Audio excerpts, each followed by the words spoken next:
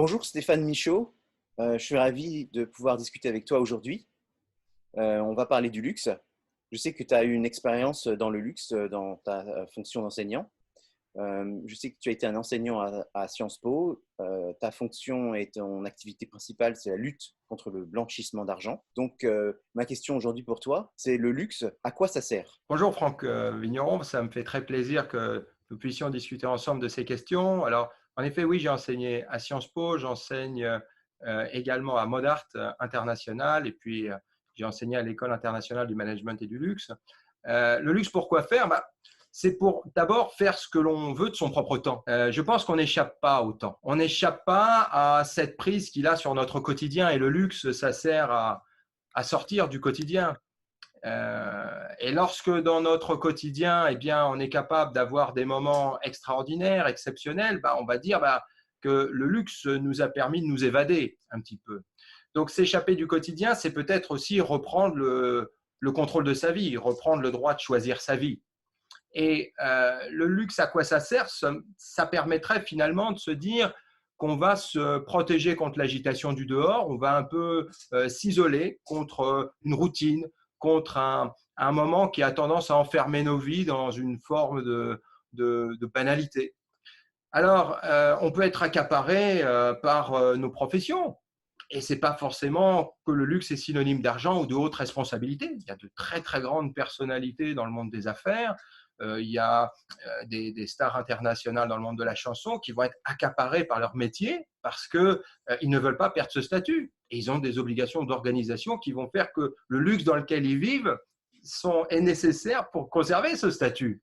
Et qu'à ce moment-là, eux, ils seront dans une forme de prison dorée parce que ce sera toujours la même chose. Et à ce moment-là, on peut se dire, mais est-ce que c'est encore du luxe pour eux si chaque jour du quotidien, c'est un jour de luxe pour une vie d'une autre personne qui vivrait normalement? Donc, à ce moment-là, on voit même des effets inverses qui peuvent se passer. Le prince William a voulu, lui, quitter une vie très, très, très, très luxueuse pour faire une vie du quotidien.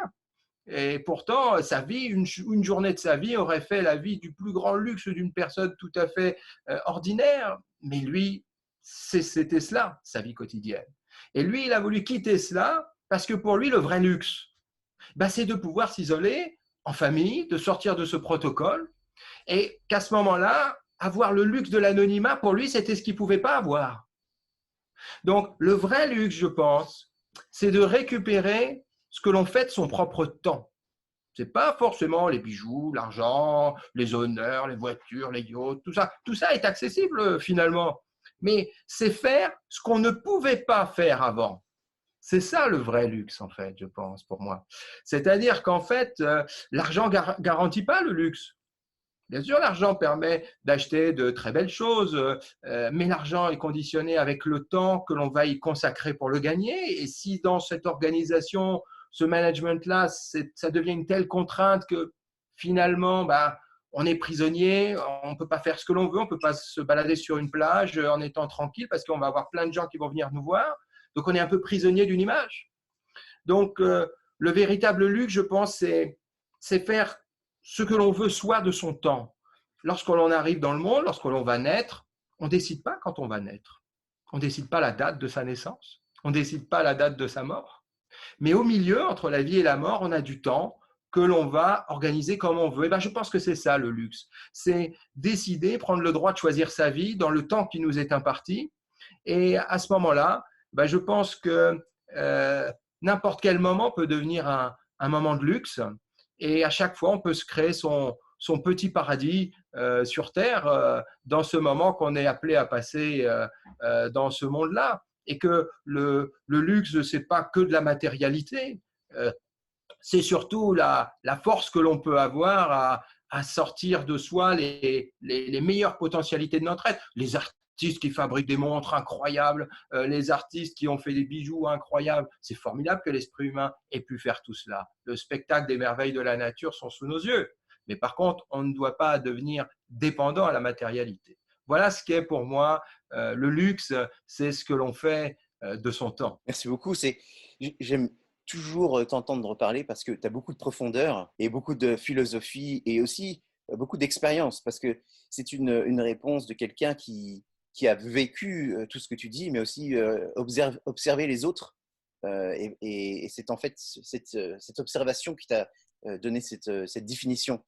Ça, ce concept de temps me touche beaucoup aussi parce que c'est un concept qui est lié dans la production, le management du luxe, au phénomène qui s'appelle l'expérientiel, où en fait, de plus en plus, les gens découvrent que le luxe, c'est aussi l'expérience de la consommation du luxe, l'expérience de l'achat du luxe. Et c'est pour ça que de plus en plus, il y a des gens qui recherchent un luxe temporaire. Ils recherchent un luxe presque qui serait virtuel, mais qui lui donnerait les, les goûts du luxe. Donc ça, c'est un premier point. Et le deuxième point dont je n'aurais pas le temps de discuter parce il est très complexe et puis il est plutôt personnel. C'est un concept que j'ai développé il y a 1 an, 2 ans.